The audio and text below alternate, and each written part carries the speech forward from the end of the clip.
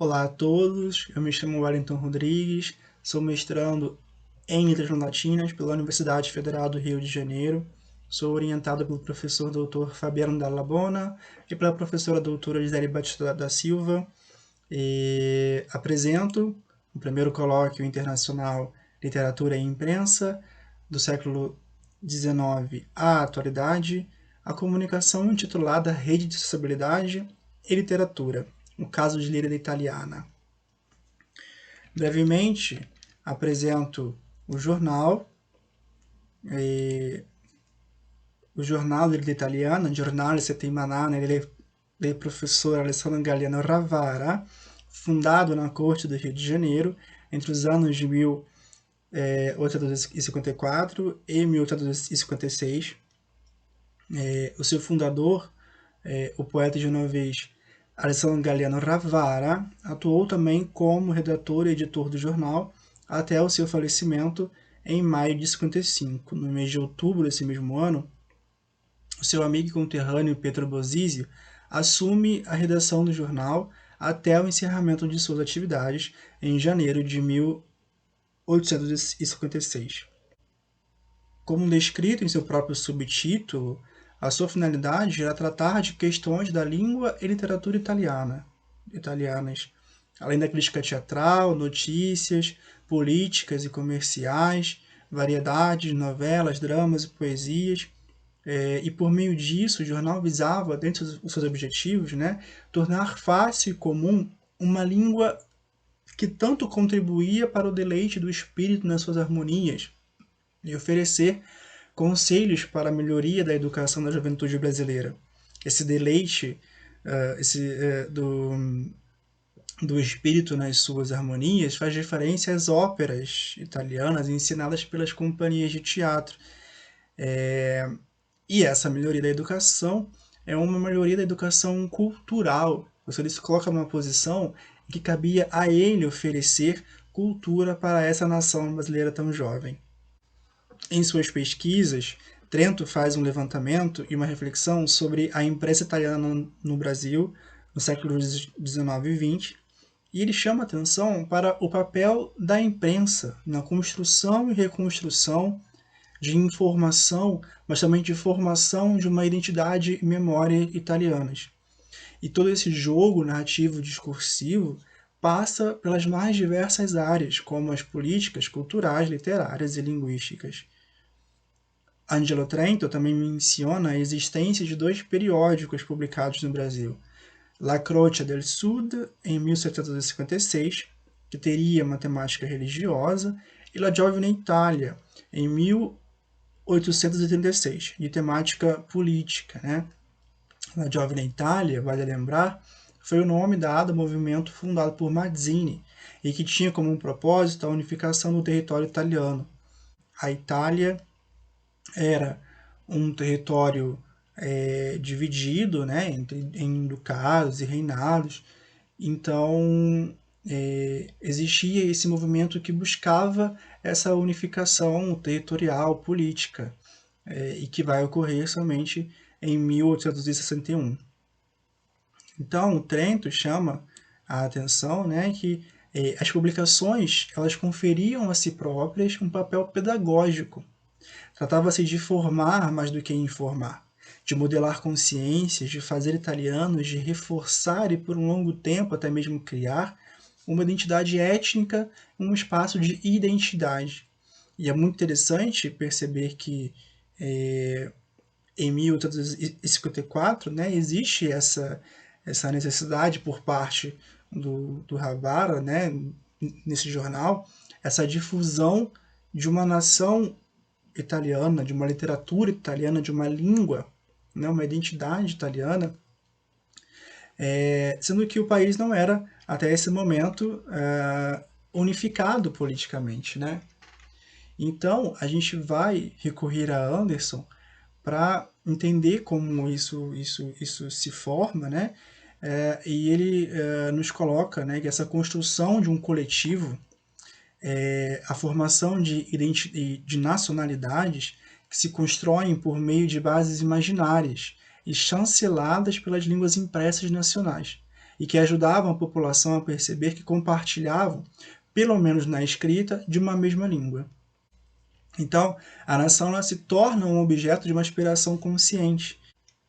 Então, nesse trecho retirado na primeira publicação de Lírida, ele fala, né, que em um país estrangeiro onde se sabe que existe uma Itália no mapa, mas onde nem todos sabem que como ela é dividida, né? Então, onde todos não sabem que genovese, piemontese, napolitano, romano, parmigiano, lucchese, fiorentino, bolognese quer dizer sempre italiano, né?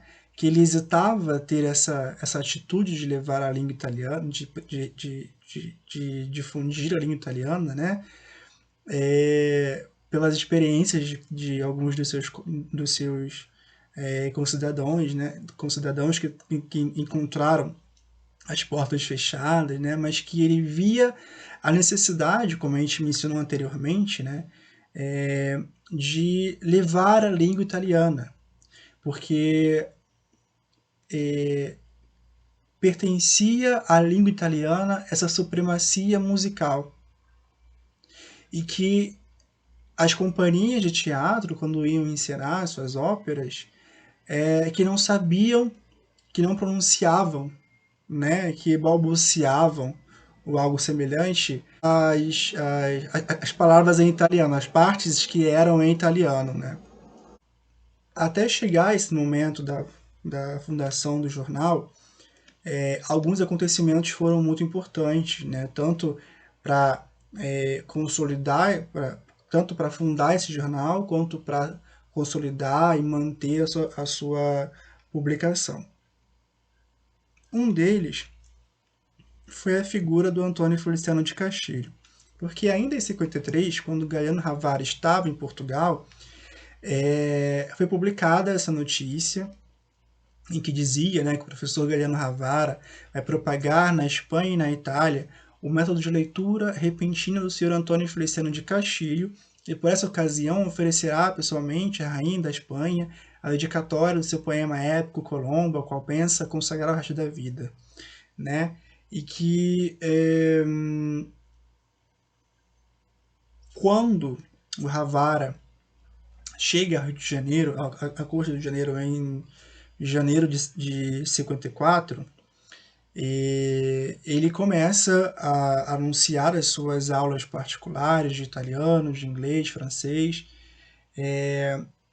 e anunciava, né, essa sua um ensino de italiano a partir de um novo método seu criado, né, e que vai se embasar nesse método de leitura repentina do Antônio Feliciano de Castilho. Durante esses anúncios das aulas das suas aulas particulares, ele realiza também algumas conferências públicas, né? E essas conferências serão noticiadas, né? E de modo que aqueles que participam dessas conferências ficam admirados com a facilidade, né, de se aprender a língua italiana, né, como por exemplo de uma menina que nunca tinha falado italiano e depois de algumas horas de exercício conseguia pronunciar muito bem alguns versos de Dante, né? Então isso se difundiu pelos jornais da época e que levou Galiano Ravara a sentir essa vontade, né, de publicar um jornal que tratasse dessas questões da língua, da cultura italiana, né. Uma outra figura importante é a de Almeida Garré, que ele publica essa carta, né, que é de 1853, que é uma carta muito interessante porque ela trata de um elogio, né, de Garré a Ravara, né, em que ele fala ali, até mesmo que ele faz um elogio ao álbum italo-português que ele publicou lá em Portugal, e que ele ficava muito feliz dessa aproximação das línguas italianas e portuguesa, né, e que ele desejava, né, como ele coloca ali, desejo, meu caro poeta, seguir o seu caminho, né, então alguém tão importante falar isso do Havara, né, então ele constrói ele vai construindo, já tinha construído antes de fundar o jornal e continua construindo ao longo das publicações de Lírida, né, e que vai mostrando que ele é alguém a quem se deve confiar, né? Ele é um professor, ele tem contato com Antônio Feliciano de Castilho. Almeida Garré diz que quer seguir o seu caminho, né? Uma outra figura importante dessa difusão de Lírida é a Imperatriz Teresa Cristina, né? A quem o Havara vai ter uma ligação afetiva muito grande, tanto que ele compõe algumas poesias, reúne em um álbum, né, ele coloca assim, e as oferece à Imperatriz, que aceita, né, esse presente, e que inclusive aceita que seja publicada no jornal, essas poesias sejam publicadas no jornal. E essas poesias virão acompanhadas de uma tradução em português feita pelo doutor De Simone, que era muito próximo à Imperatriz, né? Então, ao longo das publicações de Lírida, virão essas poesias feitas pelo Havara e dedicadas à Imperatriz, né?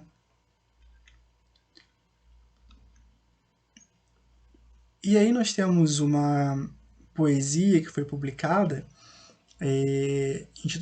intitulada Súplica de um poeta giornalista ad un Cesare, que ele fala, né, que a seguinte composição é de somente vital importância para o autor, né, que pode fazer sorrir de boa vontade a persona augusta, né, a qual se entendera de oferecer, né, oferecer essa poesia, né, de realizar as esperanças de um, digamos assim, cavalheiro que não tem outra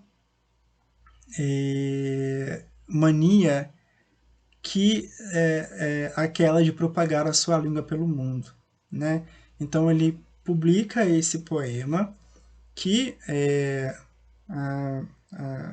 a professora Gisele Batista da Silva já fez alguns artigos em que falava sobre que já fez uma análise sobre essa poesia, né? Que falava dessa relação em que ele coloca a partir da poesia essa propõe essa súplica ao imperador Pedro II, né? Porque provavelmente o jornal passava por dificuldades financeiras, né? E ele queria que o imperador pudesse ir em seu auxílio, né? Pudesse socorrê-lo. E então, no ano seguinte, em 1855, o jornal, depois de ter parado em setembro de 54, ele fica nesse ato de setembro de 54 e só retorna em 14 de janeiro de 55, e o jornal ele retoma as suas publicações com o patrocínio do imperador, né? Então, que é a pessoa que vai dar essa possibilidade do jornal continuar a ser publicado. Algumas observações importantes, né, que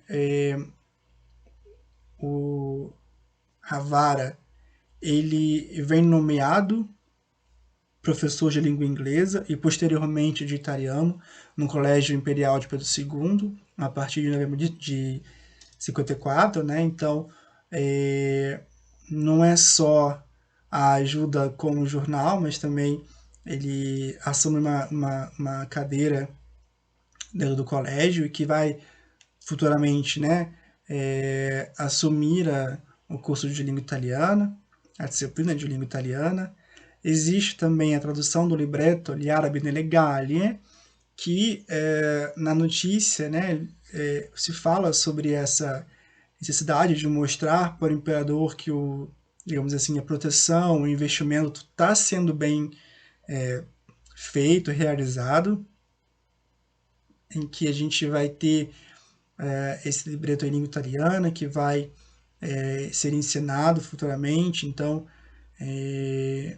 a gente tem também o aumento do número de páginas do jornal, que até 54 eram publicadas em 4 páginas, mas com o patrocínio, né, a partir do terceiro número, o jornal passa a ter 8 páginas. A gente tem um aumento de sessões traduzidas para o português no jornal. No ano de 54, né, o jornal tinha poucas sessões traduzidas em português, principalmente a do método prático per imparare la língua italiana, que se colocava como forma de ensinar a língua italiana, e as poesias dedicadas à imperatriz, né? A gente vê também que a partir de 55 a gente tem uma participação mais ativa de outras pessoas, né? Como De Simone, Antônio Borda, Lopes de Mendonça, Rocha e Dr. Galli. Concluindo, a gente percebe que existe uma construção de um discurso, de uma imagem, né, que afirma e reafirma a todo momento a importância do trabalho do fundador e redator de Lírica Italiana, o Galeano Havara, na difusão das letras italianas, né? A gente percebe que existe que a comunidade italiana ela participa não como uma grande interessada no conteúdo, né, mas como um partícipe da construção do discurso, né? E ele tem essa ligação afetiva com a Imperatriz Teresa Cristina, né? Que a todo momento ele menciona o seu nome, né? A gente vê que existe essa construção de uma relação com o imperador Dom Pedro II e que ela parte justamente dessa poesia que ele publica, endereçada ao imperador. A gente vê também que a comunidade portuguesa, com quem ele cria essas relações, demonstra que essa rede de sociabilidade, né, ela tem um caráter eurocêntrico e ela apresenta uma exclusão dos intelectuais brasileiros, né? A gente está no 800, uma época em que já se discutia, já se refletia sobre uma literatura nacional brasileira, né? E ele, no jornal Líder, né, basicamente isso não é mencionado, né? As únicas referências culturais e literárias são as referências italianas e as referências portuguesas, além, claro, das francesas, das inglesas e as clássicas grego e latim, né? Então, é basicamente isso. Aqui estão as minhas referências utilizadas nessa apresentação. E muito obrigado.